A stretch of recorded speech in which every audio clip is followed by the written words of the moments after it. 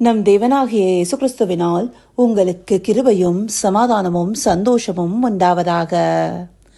இன்றைக்கு நாம நிதானித்து அறிய வேண்டியது என்னன்னா, கடந்த சில வாரங்களாக யூடியூப்ல அப்புறம் மற்ற ஊடகங்கள்லயும் ஆண்டுடைய வருகை இன்ன நாள்ல இருக்கலாம்னு சொல்லி சில வேத வசனங்களை கொண்டும் அதுல கொடுத்திருக்கிற நாட்களை கணித்தும் சொல்லப்பட்டு வருகிறது. அதுலயும் முக்கியமா கொலோசையர் 2வது அதிகாரம் 16 மற்றும் 17வது வசனத்துல பண்டிகை நாளையும் மாத பிறப்பையும் ஓய்வு நாளையும் குறித்து ஒருவனும் உங்களை குற்றப்படுத்தாதிருப்பானாக, அவைகள் வருங்காரியங்களுக்கு நல்லா இருக்கிறது, அவைகளின் பொருள் கிறிஸ்துவை பற்றினதுங்கிற வார்த்தையை கொண்டு இந்த மாதத்துல வர யூதர்களின் எக்கால பண்டிகையானது கிறிஸ்துவின் ரகசிய வருகையை குறிக்கிறதாக இருக்குன்னு சொல்லி நிறைய பேர் சொல்லிட்டு இருக்காங்க. இத கேள்விப்படுற அநேகருக்கு ஒரு வித கவலையும் கலக்கமும் வருது. இந்தப்படியான காரியங்களுக்கு என்ன சொல்றதுன்னு ஆவியானவரை நோக்கி பார்த்த போது அவர் ஒரு வேத பகுதியை வெளிப்படுத்தினாரு. அதையே இன்றைக்கு பிரதானமாக பார்க்க போறோம். அந்த வேத பகுதியானது 2 தெசலோனிக்கேயர் 2வது அதிகாரம் வசனம் 2, 2 Thessalonians chapter 2 verse 2. ஒரு ஆவியினாலாவது வார்த்தையினாலாவது எங்களிடத்திலிருந்து வந்ததாய் தோன்றுகிற ஒரு நிருபத்தினாலாவது கிறிஸ்துவனுடைய நாள் சமீபமாய் இருக்கிறதாக சொல்லப்பட்டால் உடனே சஞ்சலப்படாமலும் கலங்காமலும் இருங்கள். இந்த வார்த்தைகளை பவுலடியார் தெசலோனிக்கேய சபைக்கு எழுதியிருக்கிறாரு. தெசலோனிக்கேய சபைக்கு எழுதப்பட்ட நிருபம் எல்லா சபையின் நிருபங்களுக்கு பிற்பாடு கொடுக்கப்பட்டிருந்தாலும் இதுவே முதலாவதாக எழுதப்பட்டதாக இருக்கு. அதுல பவுலடியார் நேர்த்தியா இந்த வார்த்தைகளை சொல்றாரு.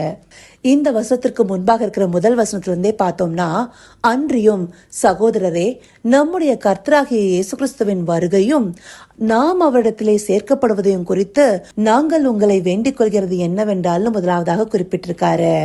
அப்படியாக ஆண்டவராகிய இயேசு கிறிஸ்துவனுடைய வருகையும் நாம் அவரிடத்துல சேர்த்துக் கொள்ளப்படுகிறத குறித்தும் அவர் ஒரு விஷயத்தை வேண்டிக் கொள்கிறதாக சொல்லிட்டு தான் இந்த வார்த்தைகளை சொல்றாரு.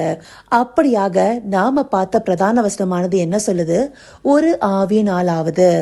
இந்த ஆவி பரிசுத்த ஆவியானவரை குறிப்பிடல, மற்ற எந்த ஆவிகளாக இருந்தாலும். 1 யோவான் 4வது அதிகாரம் முதல் வசனம் சொல்லுது இல்லையா, பிரியமானவர்களே, உலகத்தில் அநேகம் கள்ளதீர்க்கதரிசிகள் தோன்றியிருப்பதினால் நீங்கள் எல்லா ஆவிகளையும் நம்பாமல் அந்த ஆவிகள் தேவனால் உண்டானவைகளோ என்று சோதித்தறியுங்கள். அப்படியாக உலகத்திலிருந்து வருகிற வஞ்சிக்கிற ஆவினாலாவது, அடுத்தபடியா வார்த்தையினாலாவது. அந்த வார்த்தை சிலர் வெளிப்படுத்துகிற தீர்க்க தரிசன வார்த்தையா இருக்கலாம், இல்ல வேதத்தை கொண்டு வேதத்துல குறிப்பிடப்பட்டிருக்க நாட்களை கொண்டு துல்லியமான சில கணிப்புகளை வைத்திருக்கலாம். வேத வார்த்தைகளை வைத்தே வஞ்சிக்கலாமான்னு கேட்டா, ஆண்டவராகிய இயேசு கிறிஸ்து 40 நாள் உபவாசத்திற்கு பிற்பாடு பிசாசானவன் வேத வார்த்தைகளை கொண்டே அவரை வஞ்சிக்க பார்க்கிறான் இல்லையா, அப்ப அவர் அதே வார்த்தையை கொண்டு கையாண்டிருக்காரு. அந்தபடியாக வார்த்தையை கொண்டு யாராவது சொன்னாலும் சரி, இல்ல தீர்க்க தரிசன வார்த்தைகளை உரைத்தாலும் சரி, அதன் பக்கமும் நாம சாய்ந்து விடக்கூடாது. அடுத்தபடியா எங்களிடத்திலிருந்து வந்ததாய் தோன்றுகிற ஒரு நிருபத்தினாலாவது. அந்த நாட்கள்ல பவுலடியார் தான் இந்த நிருபத்தை அனுப்பியிருக்காருன்னு சொல்லி சில காரியங்களை சிலர் அனுப்பினாலும் சரின்னு சொல்லியிருக்காங்க. ஆனா இந்த நாட்கள்ல பவுலடியார் எழுதின நிருபத்தை கொண்டே பாத்தீங்களா, பவுலடியார் இப்படிதான் சொல்லியிருக்கிறாரு, அவர் எழுதின நிருபத்துல இந்த வார்த்தை இப்படியாக தான் சொல்லுதுன்னு சிலர் சொன்னாலும் சரி, இந்தபடியாக ஆவினாலேயோ வார்த்தைனாலேயோ இல்ல அவங்க எழுதின நிருபத்தினாலேயோ கிறிஸ்துவனுடைய நாள் சமீபமா இருக்குன்னு சொல்லப்பட்டா நாம சஞ்சலப்படாமலும் கலங்காமலும் இருக்கணும்னு சொல்லப்பட்டிருக்கு. எதனால? இதற்கு மேற்படியா இருக்க 3வது வசனத்துல பார்த்தோம்னா, எவ்விதத்தினாலும் ஒருவனும் உங்களை மோசம் போக்காத படிக்கு எச்சரிக்கையா இருங்கள், ஏனெனில் விசுவாச துரோகம் முந்தி நேரிட்டு கேட்டின் மகனாகிய பாவ மனுஷன் வெளிப்பட்டாலொழிய அந்த நாள் வராது. அப்போ இந்த வசனம் குறிப்பாக ஒரு காரியத்தை சொல்லுது. அதுல கடைசி பகுதியில கேட்டின் மகனாகிய பாவ மனுஷன் அந்தி கிறிஸ்து வெளிப்படக்கூடிய அந்த நாள் வரும்போதுதான் அவருடைய நாள் சமீபமா இருக்கும். அதை தாண்டி நாம இந்த நாள்ல வரலாம். எக்கால பண்டிகை சமீபத்திருக்கிறதுனாலையும் ஆண்டவராகிய இயேசு கிறிஸ்துவனுடைய வருகையில எக்காலம் ஊதப்படுகிறதுனாலையும் அதுதான் ஆண்டுடைய அவருடைய வருகையின் நாள்னு சிலர் சொல்லும் போது நாம கலங்காமலும் சஞ்சலப்படாமலும் இருக்கணும். அப்போ இப்படி அநேகம் பேர் வெளிப்படுத்துகிற வார்த்தைகளை நாம எப்படி எடுத்துக்கொள்ளலாம்? தனிப்பட்ட விதத்துல நாம வார்த்தைகளை தியானிக்கிறவர்களாக இருக்கணும். ஆண்டவர் நமக்கு பரிசுத்த ஆவியானவரை கொடுத்திருக்கிறாரு. 1 யோவான் 2:27 சொல்லுது இல்லையா, நீங்கள் அவரால் பெற்ற அபிஷேகம் உங்களில் நிலைத்திருக்கிறது, ஒருவரும் உங்களுக்கு போதிக்க வேண்டுவதில்லை, அந்த அபிஷேகம் சகலத்தையும் குறித்து உங்களுக்கு போதிக்கிறது, அது சத்தியமா இருக்கிறது, பொய்யல்ல, அது உங்களுக்கு போதித்தபடியே அவரில் நிலைத்திருப்பீர்களாக. இந்த வசனத்துல தெளிவா நாம ஒரு காரியத்தை விளங்கி கொள்ளணும்.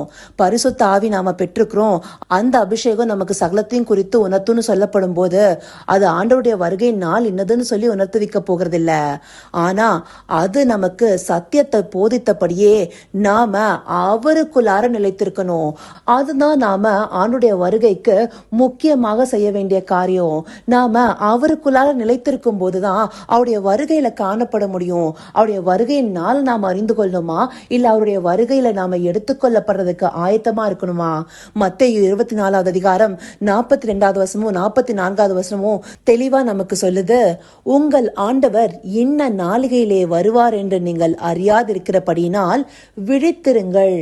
இந்த விழித்திருங்கிறத சிலர் கீப் வாட்ச், அதை நம்ம கணிக்கவும் செய்யலாம்னு சொல்றாங்க. அப்படியாக அல்ல, அது நாம ஆவியில விழிப்போட இருந்து கிறிஸ்துவுக்குள்ளார நிலைத்திருக்கிறத காண்பிக்கிறதாக இருக்கு. அதே போல 44 நீங்கள் நினையாத நாளிகையிலே மனுஷகுமாரன் வருவார், ஆதலால் நீங்களும் ஆயத்தமாயிருங்கள். நாம ஆண்டுடைய வருகையின் நாழிகையை அறிந்து கொள்ள வேண்டியதில்ல, அதுக்கு ஆயத்தமா இருக்கணும்.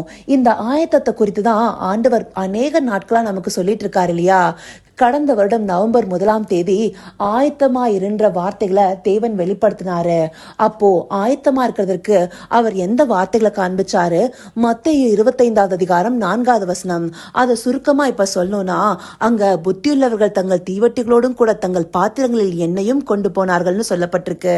அந்த வசனத்துல பாத்திரம்னு சொல்லப்பட்டிருக்கிறது நாம தான். அந்த பாத்திரத்துல நாம பெற்றுக்கொண்ட எண்ணெயானது பரிசுத்த ஆவியானவர். அங்க தீவெட்டிகள்னு சொல்லப்பட்டிருக்கிறது ஆண்டுடைய வார்த்தை.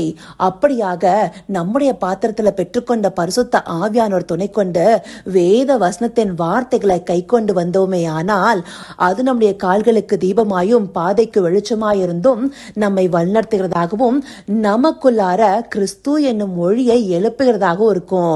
அந்த கிறிஸ்து என்னும் வெளிச்சம் அநேகருக்கு நம்மிலிருந்து பிரதிபலிக்கும் போது அதுவே நாம வருகைக்கு ஆயத்தமா இருக்கிறதுக்கான அடையாளமா இருக்குன்னு சொல்லப்பட்டிருக்கு. அப்படியாக கிறிஸ்து என்னும் வெளிச்சம் நம்ம இடத்துல காணப்படுதா?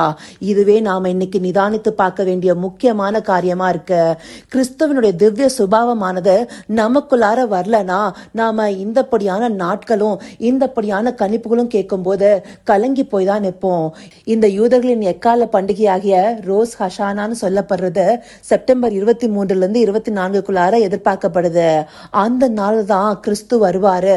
அதற்கு காரணம் தானியேல்ல குறிப்பிடப்பட்டிருக்கிற இந்த நாட்களும் அப்புறம் மற்ற சில வேத வசனங்களும் நமக்கு தெளிவாக சிலர் காண்பிக்கும் போதும் அதை பார்த்து நாம கலங்கி நிற்க கூடாது. ஆண்டவருடைய வருகை சமீபமா இருக்கிறதுக்கான ஒரு விஷயத்த 2 தெசலோனிக்கேயர் 2:3 நமக்கு தெளிவா சொல்லுது. விசுவாச துரோகம் முந்தி நேரிட்டு கேட்டின் மகனாகிய பாவ மனுஷன் வெளிப்பட்டால் ஒழிய. அப்படியாக அந்தி கிறிஸ்துவின் ஆட்சி ஸ்தாபிக்கப்படுகிற நாட்களுக்கு அருகாமையிலே கிறிஸ்துவின் நாள் சமீபமா இருக்கும். ஆனா அதை பத்தியும் நம்ம சிந்திக்க வேண்டியதில்ல. நாம செய்ய வேண்டியதெல்லாம் விழித்திருக்கணும், ஆயத்தமா இருக்கணும். ஆண்டவராகிய இயேசு கிறிஸ்து எந்த நாளிகையில வேணாலும் வருவாரு. அவர் வரும்போது விழிப்போடு அவருடைய வெளிச்சம் நமக்குள்ளார காணப்படுகிற விதமா இருக்கணும். அப்படி இருக்கும் போதே அவருடைய வருகையில நம்மால சேர்த்து கொள்ளப்பட முடியும். நமக்கு எது முக்கியம்? அவர் எந்த நாள்ல வராருங்கிற கால்குலேஷனா, இல்ல அவருடைய வருகையில சேர்த்து கொள்ளப்படுகிறதா? சேர்த்து கொள்ளப்படுகிறதுனா இந்தப்படியான காரியங்கள் நம்மை கலங்கடிக்க பண்ணாம கிறிஸ்துவின் நாள் சமீபமாய் கொண்டே இருக்கு, நாம ஆயத்தமாகணும், விழித்திருக்கணுங்கிற கவனமே. அப்படியான கவனத்திற்குள்ளார நம்மை கொண்டு வருவதற்காகவே இந்த வார்த்தைகள் நமக்கு காண்பிக்கப்பட்டிருக்கு. இதை அறிந்து கொண்டு கிறிஸ்துவின் நாளை பற்றின சஞ்சலத்தையும் கவலையும் நீக்கிவிட்டு அவருக்குள் நிலைத்திருக்க அவரை நோக்கி பார்ப்போமா?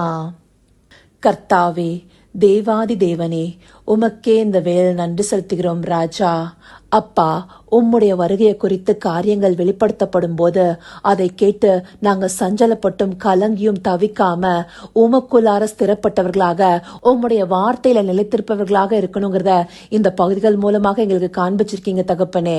அந்தபடியாக நாளானது சமீபித்து வருகிறத அறிந்து கொண்டு சபையாகிய நாங்க சத்தியத்திற்கு தூணும் ஆதாரமாக மாற தேவரீர் எங்களை நடத்தி அருளுங்கப்பா.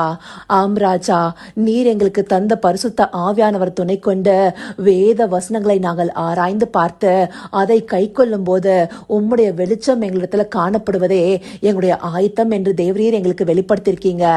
அதை நாங்க பற்றி கொண்டு உம்மில் நிலைத்திருப்பவர்களாக காணப்பட தேவரீர் எங்களை நடத்தியர்லுங்க. அப்படியே நீங்க நடத்த போகிற கிருபைக்காய் நன்றி. சகலவித துதி மகிமை கனம் யாவும் ஒருவருக்கே செலுத்துகிறோம். இயேசு கிறிஸ்துவின் மூலமாய் வேண்டிக் கொள்கிறேன் பிதாவே. ஆமேன், ஆமேன்.